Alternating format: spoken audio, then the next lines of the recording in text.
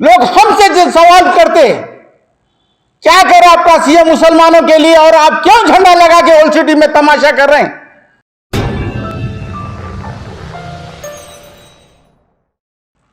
अस्सलाम वालेकुम रहमतुल्लाहि बरकातुहू।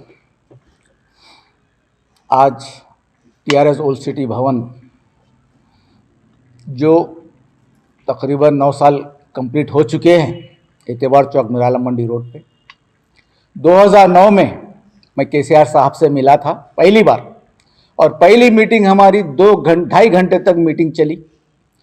केसीआर साहब के जो ख्यालात थे, ख़ासकर माइनॉरिटी मुस्लिम्स के लिए, बड़ा मुतासिर हुआ था। मैं बड़ा मुतासिर हो के उनको बताया था, केसीआर साहब अगर आप ये जहन रखते हैं, इतनी खुली जहन से आप मेरे से बात कर रहे हैं, जिस तरीके से मुसलमानों को मैं 12% दूंगा, ये हर कोई बोल रहा 12%, 12%, 12%। इसके साथ ही साथ हज हाउस को मैं फलाना वक्फ बोर्ड के हाथ से जुडिशल पावर दूंगा, और रेस कोर्स को हटा के मैं आईटी हब डालूंगा, चंचल घोड़े को हटा के एजुकेशन हब डालूंगा, और ऐसा मैं राज्यसभा एक मेंबर दूंगा। तकरीबन आप लोगों के साथ जो है, जो आज तक ना कांग्रेस ना टीडीपी करी, इंशाल्लाह उतने एमएलए सीट दूंगा, तकरीबन 12 से 13 सीट दूंगा मैं, और एमएलसी 4-5 दूंगा मैं। ये सब चीज़ वादे हम सब सुने हुए हैं। आज जो आप मेंबरशिप ड्राइव का जो काम दिए थे ओल्ड सिटी के लिए, रात के 12 से 1 बजे के दरमियान मणिपल्ली हनुमंतराव साहब यहाँ से गुजर हो रहा था, उनके भाई को एयरपोर्ट छोड़ने जा रहे थे, तो वो गाड़ी में से उतर के मेरे पास आए, आके कैबिन में बैठे।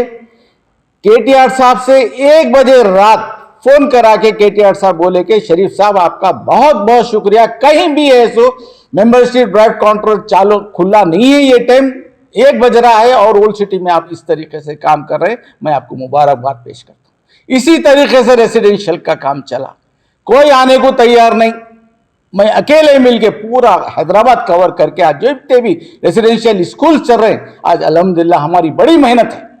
डोर टू डोर जाके आपके स्कीमों के बारे में बताया, डोर टू डोर जाके है सो आपके स्कीमों के बारे में, यहां तक कि इतने मेंबरशिप यहाँ पे मेंबर बनाया हूं जिसकी कोई हद नहीं। आज 2nd पोजीशन है अल्हम्दुलिल्लाह। आज का मकसद हमारा बजट, मुसलमानों का बजट जो नई के बराबर है। आज मैं मुसलमानों से खास तौर पे हमारे जितने भी हमारे शुक्रिया अदा करता हूं। आज बजट क्या चीज है और मुसलमान कहाँ हैं, मैं मुसलमानों को बजट से जोड़ना चाहता हूं, मुसलमानों को पार्टियों से सियासत से जोड़ना चाहता हूं। आज बजट से किसी का ताल्लुक नहीं, कब बजट आता, कब चले जाता, कब कितना इस्तेमाल होता, कब वापस हो जाता, यहां की आवाम को नहीं मालूम। ये बजट मैं बताना चाह रहा हूं, ये बजट आपके लिए है, मुसलमानों के लिए है, आपके मुस्तकबिल के लिए, आपके बच्चों के लिए, स्कॉलरशिप के लिए है। जितने भी बच्चे यहां पे खास करके मुसलमान तबका है पूरे तेलंगाना में, उनके लिए ये बजट है। आपको इसके बारे में सोचना चाहिए, कम है तो बात करना चाहिए, अगर वापिस हो रहा तो उसको रोकना चाहिए। आपकी जितनी जरूरत, मैं देखा हुआ हूं आज 75 साल में मुसलमानों की क्या हालत है और 75 साल पहले मुसलमानों की क्या हालत थी। आज मुसलमान जो हालत में 75 साल पहले था, आज उनके प्रॉपर्टियां कहां हैं, उनके जागीरा कहां हैं, सर्वे नंबर को जम करके पूरे कब्जे हो चुके। आज के हालात, खास करके मैं हमारे सीएम साहब को अदबन गुजारिश करता हूं, हमारे ऑनरेबल सीएम साहब को, कि आज तक माइनॉरिटी का आप हाथ नहीं पकड़े, आज तक मुसलमानों का हाथ नहीं पकड़े आप। लोग हमसे पूछते क्या कर रहे हैं आप लोग बैठ के, लोग हमसे जो सवाल करते क्या करे आपका सीएम मुसलमानों के लिए और आप क्यों झंडा लगा के ओल्ड सिटी में तमाशा कर रहे हैं, क्यों इतना बड़ा ऑफिस बना के बैठे हुए हैं, क्या दिला सके आप लोग, क्या कर सके मुसलमानों के आगे, क्या करेंगे आप लोग, फिर इलेक्शन में आ जाते आप लोग। सीएम साहब आप है सो, आज तक मैं भी बोलूंगा ये बात, आज तक आप मैंने मुसलमानों का हाथ नहीं पकड़े, क्योंकि जिस तरीके से एमएलए देना था आप नहीं दिए, राज्यसभा देना था आप नहीं दिए, माइनॉरिटी बजट देना था 12,000 करोड़, अरे आपको 3 लाख करोड़ के करीब बजट है आपका, 12,000 करोड़ दिए तो क्या होने वाला है आपका, एक बड़ा तबका आपके साथ हो जाता। एक बड़ा तबका आपको ऐसा सपोर्ट करता। किधर बीजेपी, कहां की बीजेपी? क्यों डर रहे हैं? आप साथ में लेके चलो, ऊपर वाला आपके साथ है, आपकी नीयत अच्छी है, आपकी सोच अच्छी है, मगर आप क्यों बढ़ रहे नहीं? क्यों हमारे तरफ नहीं आ रहे? बड़ा ताजुब हो रहा। आप देखिए यहां पे हालात मुसलमानों के कितने परेशान हैं, कितने तकलीफ में हैं। अरे ये आपका काम, एक बड़ा तबका आपको ऐसा सपोर्ट करता। किधर बीजेपी, कहां की बीजेपी? क्यों डर रहे हैं? आप साथ में लेके चलो, ऊपर वाला आपके साथ है, आपकी नीयत अच्छी है, आपकी सोच अच्छी है, मगर आप क्यों बढ़ रहे नहीं? क्यों हमारे तरफ नहीं आ रहे? बड़ा ताजुब हो रहा। आप देखिए यहां पे हालात मुसलमानों के कितने परेशान हैं, कितने तकलीफ में हैं। अरे ये आपका काम है, आप दलितों के लिए कुछ कर रहे हैं, आप इनके लिए कर रहे हैं, उनके क्या हो गया? हमारे लिए क्यों नहीं सोच रहे हैं? क्या इसके लिए आप 2009 में मैं आपसे मिला था? आप बताओ, आप याद है आपको? मैं याद दिलाना चाह रहा हूं। आप बोले मेरे को खिड़की दियो, शरीफ साहब आप खिड़की दियो। मैं इतना बड़ा महल बना के दिया आपको। सिर्फ एक ही मेरी सोच थी कि आप ऐसे जो बात मेरे से करे थे, 2.5 घंटे तक हम बैठे थे आपके साथ, पूरी टीम मेरी बैठी थी, खास तौर पर मिलने आए थे हम आपके ख्यालात देख के आज तक मैं आपके साथ हूं। आज हर कोई मेरे से यही सवाल कर रहा है, सीएम साहब अब इलेक्शन है, बिल्कुल आपको सबसे पिछड़ा तबका मुसलमानों का है, आप पे ये इल्जाम है, आप मुसलमानों को नहीं देख रहे। सबसे बड़ा इल्जाम है, हर छोटी पार्टी, हर अपोजिशन यही बोल रही कि खाली टोपी पहना रहा इन्हें, कुछ देने वाला करने वाला नहीं है। उनको गलत साबित करो, आप उनको गलत साबित करो। मैं जानता हूं आपका वाकई बहुत अच्छा दिल है, आप दिए, शादी मुबारक में दिए, पेंशन दिए, बच्चों को पढ़ा रहे हैं आप, हमारे इमाम और पेशवाम को तनख्वाह दे रहे हैं आप, इससे कुछ नहीं होता, आप हमारा हक दो। अब ये टीआरएस ओल्ड सिटी भवन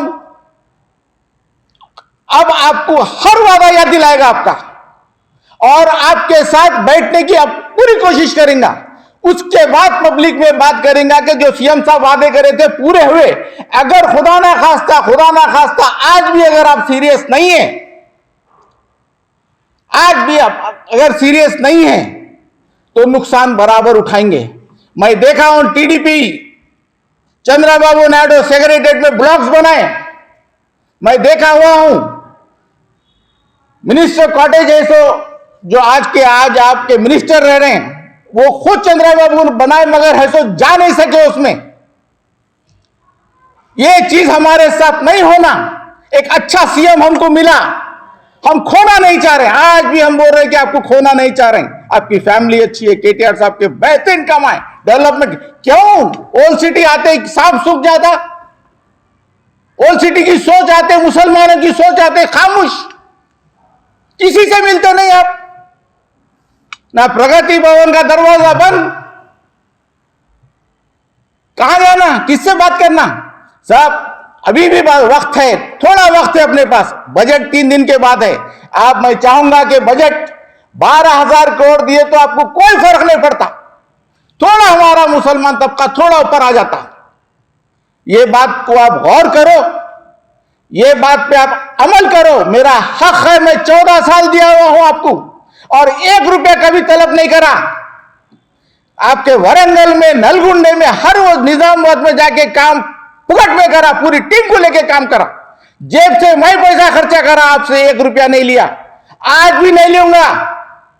मगर अब वक्त का सख्त तकाजा है कि आप मुसलमानों की मीटिंग बुलाओ और मुसलमानों का क्या क्या प्रॉब्लम है वो फौरी सॉल्व करो और आपके वादे पूरे करो। उसके बाद इलेक्शन के बाद आप क्या और करना चाह रहे हमारे लिए वो सामने रखो, वरना आपको भी बहुत मुश्किल हो जाएगी, हमारी मेहनत भी पानी में चले जाएगी। बहुत बहुत शुक्रिया, और इस पे गौर करो और जल्द से जल्द मीटिंग बुलाओ। जल्द से जल्द मीटिंग बुला के है सो मुसलमानों के जो जहनों में बात, मौलवियों के मौलानों के जहनों में बात जो आ रही है उसको साफ करो, और जो लीडर जो अपोजिशन के जो है वो जो बात कर रहे हैं, ये कोशिश कर रहे हैं कि अपने बारे में ज्यादा से ज्यादा बात फैलाए, उसको खत्म करो। और जैसे आप है वैसा है सो मुसलमानों के साथ भी इंसाफ करो और उनका हक पहुंचाओ। भीख मत दो, भीख नहीं चाहिए, उनका हक चाहिए। और हक के लिए हर कोई बोल सकता मैं सच्चा हूं, पार्टी को चाहता हूं, आपकी फैमिली को चाहता हूं, आपको चाहता हूं, इस वजह मुंह पे बोल रहा हूं। किसी में हिम्मत नहीं है, टीआरएस का कोई लीडर आपके साथ बात सामने बैठने को तैयार नहीं, डरते सब, पता नहीं क्या खामियां है उनमें, सब डरते। मैं किसी कीमत पे नहीं डरता, मैं पार्टी को लाना चाह रहा हूं, फिर 2023 में पार्टी आना है, तो ये सब चीजें हैं। तो जल्द से जल्द आप जो वादे पूरे करो, और इंशाल्लाह देखना अगर आप वादे पूरे करेंगे तो आइंदा 2023 में 100% बीआरएस का झंडा तेलंगाना पे लहराएगा। बहुत बहुत शुक्रिया।